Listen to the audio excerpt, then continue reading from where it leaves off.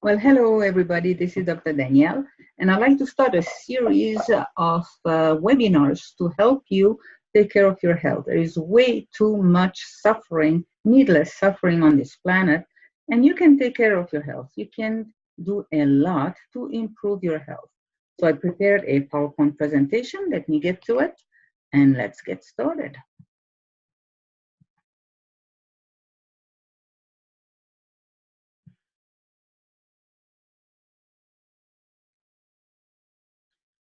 Okay, so how do we lose your health, and especially how can we regain our health? It takes perseverance. It's usually not uh, an overnight action. You cannot do something and be well the next day. It's like you don't become a millionaire overnight. You don't get $1 million health overnight. It takes perseverance. It takes patience, and it also takes being at peace with yourself. So let's talk about the sixth principle of natural health and naturopathy. I'm an ND, a naturopathic doctor. I also have a PhD in natural health, and my background was in psychology, which I studied in Europe, in Switzerland, and in France. So what are these principles? You have to respect your body's healing power. Your body wants to be healthy, and it's able to be healthy if you give it what it needs. And seek the cause. Most medical doctors, if not all of them, don't seek the cause. They look at symptoms and then they give you medication or do surgery to change the symptoms. A naturopath will go to the root cause, trying to find out why you are not feeling at your best. Do no harm. That's one of the first things that we learn. Naturopaths do no harm. And we focus on the whole person. You have a body, but you also have a soul, you have spirit, you have mental and emotional aspect of yourself. The whole person has to be considered to be healthy. And a doctor is actually a teacher, an educator, teaches clients, people, men, women, children, how to be healthy and how to stay healthy. So nature is very important. Spend some time in nature. We'll talk more about that. So what is health? You know what? Most people that came in my practice had no clue what health was. They would tell me, I'm healthy because I didn't catch the last cold. I haven't had a cold in a couple of years. And then they would show me that they were taking medication for anxiety, for panic attack, for depression, for diabetes, etc. They had a whole bag of medicine. That is not health. So what is health? Well, it's a state of optimal well-being when a person is physically, mentally, and emotionally sound, feels vibrant, happy, and optimistic. You can't wait to get up in the morning because you have a full day, you're enjoying life. And when your organs are functioning at maximal efficiency, naturally, not with all kind of medication, okay, naturally, everything should be functioning the way it was meant to be. So vibrant health, that's all of that, body, mind, soul, and spirit. Now look at this diagram. On top, you have optimal health. That's at the top of the line. And if you go way down, you have a cross, meaning it's death. And about, 3/4 down there, it's when you start experiencing some symptoms. You have aches and pains. That's usually when people rush to the medical doctor. And what happens? You usually get medication to cover the symptoms. And you stay around there a little bit better, a little bit worse, a little bit better, a little bit worse. What you really want to do, I assume that's what you want, is to go back to that optimal health. And it is possible in most cases. We'll talk about that. So we have 8 levels of wellnesses to consider. First, it's vibrant health. No problem. You're full of vitality. You can focus, you can get up, you feel just fine. And then, yeah, your physical health, maybe it's declining a little bit, or maybe you're getting depressed. You're not sick, really, no reason to rush to the doctor, but you don't feel really well. Then you have some malaise that's, it's getting worse. Maybe I should be doing something about it. And then it's getting even worse. And that's when you feel sick. That's when you rush to the doctor. And all of a sudden you're diagnosed with a chronic disease or a catastrophic illness or even a terminal disease. When the doctor says, well, you may have 6 months to live, it's not where you want to be, because number 9 is you dead. There is not much you can do after that. So ask yourself on these 8 levels, where are you now? Be honest with yourself, because you need to start somewhere. When you want to go somewhere with your car, you start where you at, you put your GPS to where you want to go, but you have to know where you at. So where are you? Vibrant health, no problem? Or, kind of getting sick, not feeling good.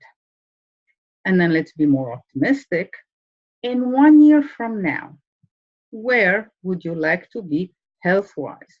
If you continue the way you're doing, are you going up or down? Are you going to get better? Are you going to get worse? Are you going to do something to change? So let's go from health to sickness. How does that happen? You don't get sick from one day to the next. We have toxins, all kinds of different toxins to deal with.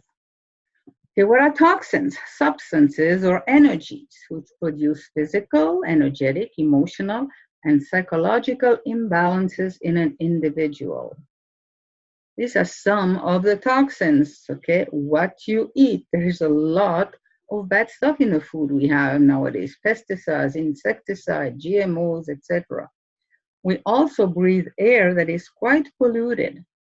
And our skin absorbs the pollution as well. What you put on your skin, what kind of cleaning products do you put on your skin, it will absorb it.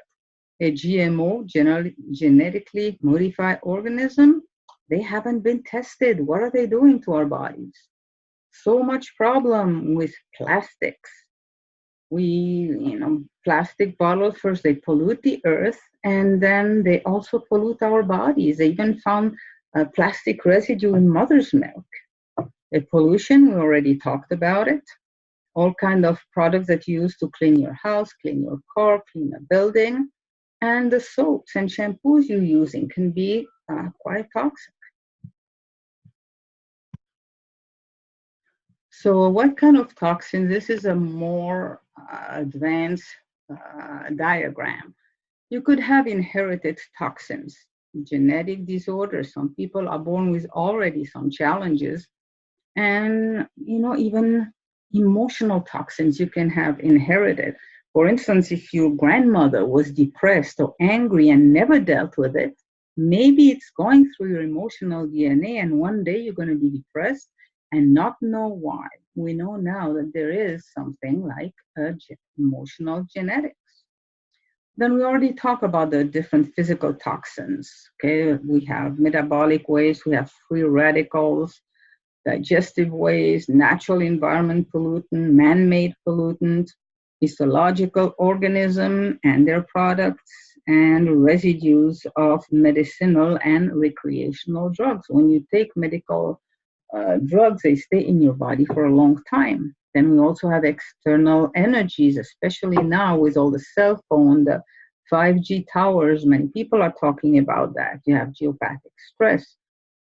You have electromagnetic radiation, frequency disturbances, all the computers that we have, our cell phones, we are in a bath of radiation. I remember when I was studying for my naturopathic degree, we had a medical doctor telling us, you're going to have full practices pretty soon, because people will come to you with symptoms that have never been seen before because of all that energy disturbance. Then we have mental and emotional toxins. Some beliefs can make you sick, and some emotional or traumatic event. We have the AC study, I'll talk about it later, adverse childhood experiences that are linked to obesity and suicide and alcoholism and drug addiction, early death and cancers, heart attack. We'll talk about it. And then whatever you have for belief that is in your subconscious mind, and negative habits pattern, and spiritual toxins too. For some time I spent in a cult, and there was very wrong spiritual beliefs that I got from there. So spirituality can be good, but there is a negative type of spirituality that can make you quite sick. So let's move on. So do you have any toxicity in your life? Looking back at that diagram I showed you, are there any toxins that you can start removing? Obviously, there is not much you can do with the air outside because there is a pollution. There's a lot of things you can do. The food you eat, what you drink, what you put on your skin, how you clean your house, all those are things that you can do that will help you. So look at this screen. We're going to see how we go from being healthy to getting sick. If it would work. There we go. So we're going to go from the turquoise, where you're still pretty healthy, a naturopath can help you, to the gray area where you're going to need a medical doctor to stay alive. So let's look at them one step at a time. We have 8 phases. Let's look at them one step at a time. Phase 1 is about elimination. Your body is strong. Your body can take care of many toxins. Okay? It can ultimately detoxify about anything, unless it has too much. It normally neutralizes the toxin in the organs and tissues and eliminates them via feces, urine, sweat, menstrual flow, discharge from nose, ears, wounds, etc. So as long as the energy is flowing, it's fine. You're not going to find stagnation if the energy is flowing like a river. When a river flows, it stays clean. It's when it starts to be in places where it cannot flow that you start to see algae and all kind of stuff growing. So at this point, it's pretty easy for your body to fight any kind of viruses and bacteria. You're going to stay healthy. Your body wants to stay healthy. That's what homeostasis means. Then let's go down and we have phase 2, where you have acute reaction. All of a sudden, you have a little too many toxins. The body does not succeed in removing all the toxins by normal elimination channels. We will try to get rid of accumulated toxins by acute reactions, which are healthy. May not be comfortable, but they're still healthy reactions, such as fevers, vomiting, diarrhea. If you eat some bad food, it's better to vomit it or get it out of your body. You don't want it to settle in there. And some inflammation, having the flu symptoms, eczema, all those are reactions that there is too many toxins and your body is starting to have a problem. So let's be careful at this point. You still can fight the major infections and you're still in homeostasis. Your body is telling you, hey, I'm getting a little overcharged, but I'm still okay. Phase 3, it's a bioaccumulation. Here's the body's elimination processes fail to remove the disturbance. There's just too much dirt, too much toxins going in. So it's called bioaccumulation. This will lead to chronic cellular stress. Your cells don't like to have all kind of junk around them. So you have benign tumor, your body is still trying to protect itself. You could have gout attack, liver, kidney, and pancreas irritation. And it's not comfortable. It really means start to be careful, okay? It's up and down. One day you feel good, one day not so good. When, you get a little worried about these tumors and my liver is not feeling good. So let's be careful. It's in your energy system. It's time to really pay attention. Phase 4, you're still in the turquoise there. It's called compensation. This phase begins immediately after deposits of a toxin in or around the cell structure. In certain cases, it may even start earlier, depending on the nature and location of the disturbance. This phase can last many years, depending on the body's compensatory capability. Some people are born, they are multi-millionaires and they don't have much money problems. Some people are born quite poor and they'll struggle most of their life. It's the same with health. Some people are born with a bunch of energy. They can do anything they want. They can smoke, they can drink, they can eat junk food. They're not going to get sick because they have such a fortune in what I call health dollars. But some people do not. So some people will tend to get sick much faster than others. Some people are in vibrant health, and some people, things start to really hurt them. It's an energetic disturbance. Now we're starting in the gray area of our diagram. It's called decompensation. The body at this stage can no longer compensate for the toxicity and disturbance. It will express failing adaptation and compensation by symptoms like fatigue, constantly tired. You don't know why, but you're tired. Well, think about all your cells that have to fight all these toxins. Acne, headaches, chronic inflammation, those aches and pains, PMS, allergies. A lot of that is because we have accumulated so many toxins in our bodies that it cannot function properly. And we can start to have different infections. Be aware you are in the gray area. You need a turnaround before it gets worse. You're starting to have biochemical disturbances. It's not only in your energy system around, it's starting to be in the chemistry of your body. Degeneration, the first phase of degeneration, the phase 6. This is a result of the body's inability to effectively neutralize or eliminate the disturbance. This phase is the beginning of biochemical and histological changes indicative of cell damage. This can result in osteoarthritis, i.e. joint hurts or bones hurt, emphysema, you have a hard time breathing, premature aging, memory loss, all kind of different things that you don't want to have to face. So it's like a tornado. All of a sudden, you're starting to have real symptoms. You need a medical doctor because you have those biochemical disturbances. It's getting into your cells. It may even change your DNA. And then there is a second phase of the degenerations, phase 7, characterized by emotional and physical changes as the body reacts to degeneration and suppressive therapy. Imagine how you feel if you aches and pains all the time. Your emotions you're gonna be depressed, you're gonna be anxious. So it's gonna snowball. You're gonna have the physical symptom that's gonna create emotional symptom, which is gonna worsen the physical. And it is not a place you wanna find yourself.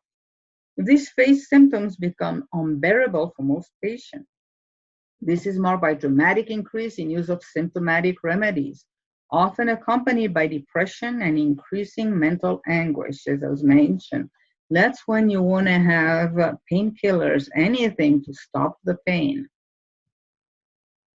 Histological disturbances, there's a problem inside your cell, and even your DNA is impacted now. Phase 8, the autoimmune neoplastic phase. Well, depending on the genetics and the strength of the immune system, the development of malignancy can start sooner or later. Autoimmune reaction may also develop due to further weakening of the immune system. All those toxins, your cells are being attacked. They don't know what to do with all that stuff. They're trying to fight, but it's getting way, way too much. The responses of the body have become rigid and more difficult to influence by therapy. Again, that's histological disturbance, and it's getting bad. It is bad. It's not getting bad. It is bad at this stage. You don't have to get to this stage. And hopefully, if you are at this stage, you can go the inverse way and get better. I tell people never give up. I've heard stories of people that were in a coma, that came out of a coma. There is a story of a woman who had hours to live. She was dying of cancer, and she attended Noam Shealy's workshop. He is a neurosurgeon, and he was in the hospital giving a workshop, something on mindfulness or relaxation, and talking about where diseases came from. And she wanted to attend, so they wheeled her bed there. And he led the people into a relaxation exercise. People came out of it, but she did not. So he went to check on her. He thought she had died. She had not. So he continued to teach his class, and all of a sudden, this woman got up and left the room. And he met her like 6 months later and asked her what happened. And she said, well, you said that, when a trauma happens, we lose a lot of energy. The day of my wedding, my husband went out with a bridesmaid, my best friend, and I never forgave him, and I got sick from that day on.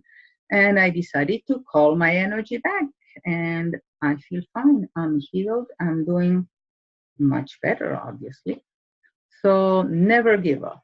But I will also tell you, don't wait. I've had clients who say, well, I'm not that bad yet. I'm only taking so much insulin. I'm giving myself 1 shot and then 2 shots. And all people saying, well, cancer, I can wait till I'm on the 4th stage. I'll continue to live however I want. And then I'll just heal when I am at stage 4. Well, don't wait. It may be too late.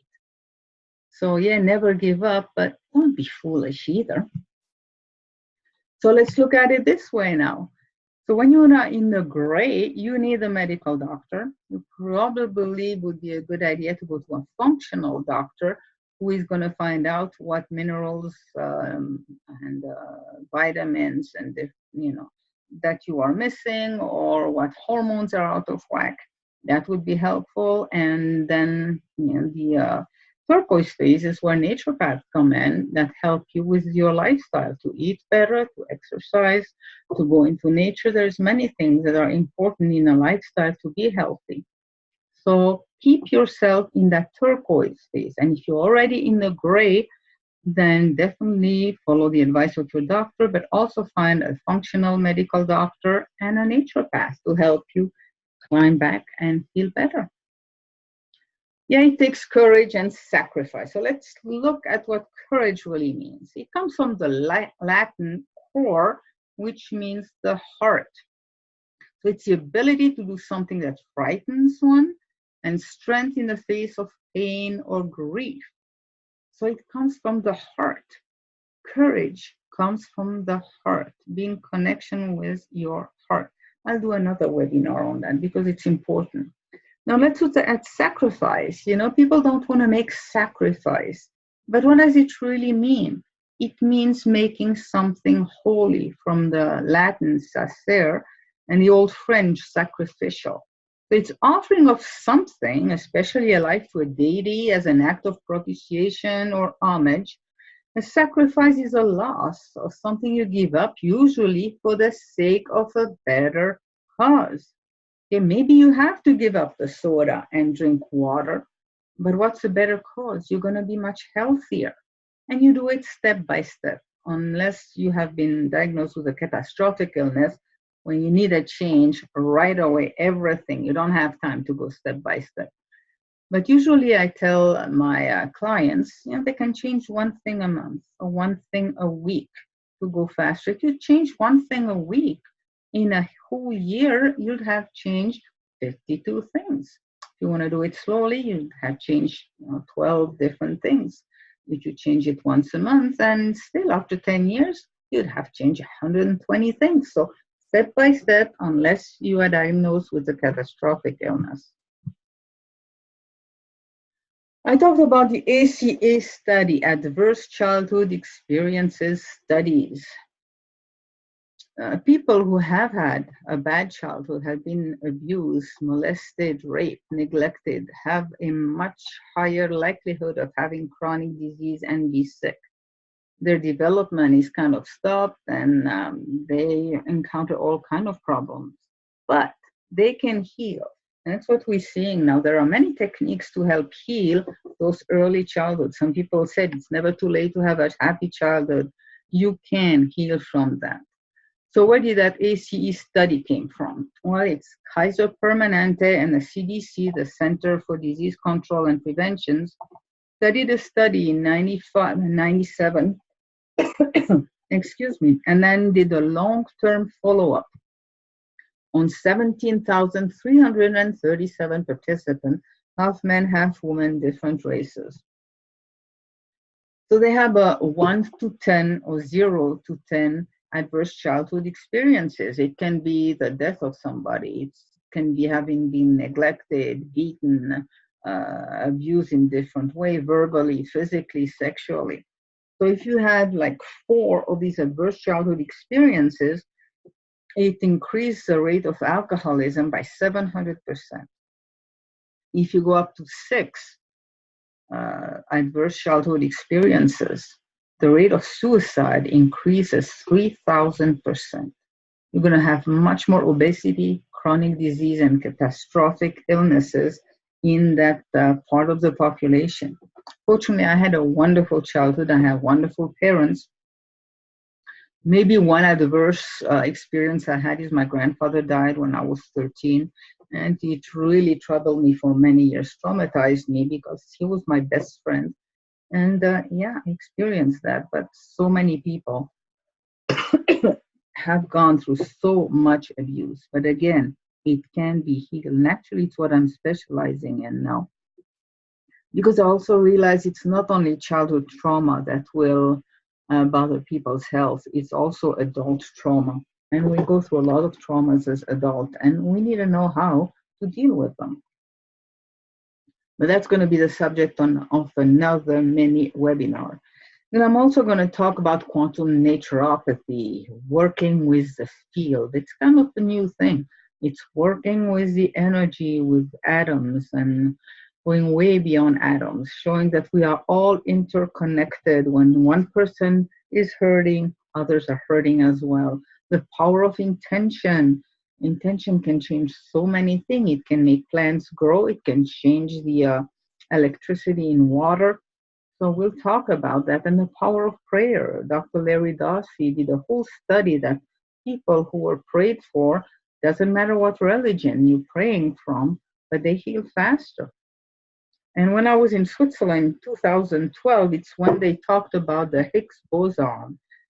That's where matter is made. You know, the Greeks found the atom and they thought was the smallest part of the universe. And then it was, you had they were able to cut it into quarks and meson and all kind of things. And they finally got to the Higgs boson. They knew about it and they discovered it.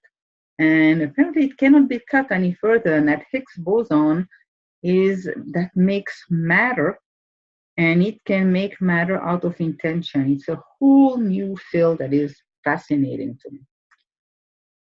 So we have a lot of energy healing, energy healers, and some are quacks and some are very good. But it comes from understanding that field. So I'll do another mini webinar on that.